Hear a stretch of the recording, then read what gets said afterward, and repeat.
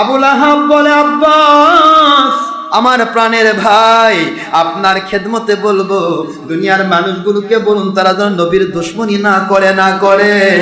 আমি দুশমনী করে জাহান্নামী হয়ে গেলাম সত্য, কিন্তু ওই যে দুইটি আঙ্গুল দিয়া ভ্রাতুষ্পুত্র পৃথিবীতে আসাকে লক্ষ্য করে আনন্দ করে খুশি হয়ে আমার সুয়াইবিয়াকে আমি আজাদ করে দিয়েছিলাম।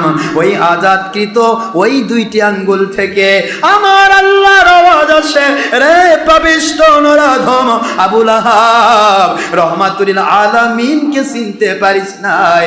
রহমাতুল আলামিনকে দুধ পান করিয়ে তাকে সহায়তা করার জন্য খেদমত করার সুবিধা দিয়ে নিজের দাসীকে তুমি যখন আজাদ করে দিলে, আমার রহমাতুল আলামিন রহমতের ধারা প্রতি সোমবার দিন তোর ওই দুই আঙ্গুল দিয়ে আমি জারি করে দিলাম।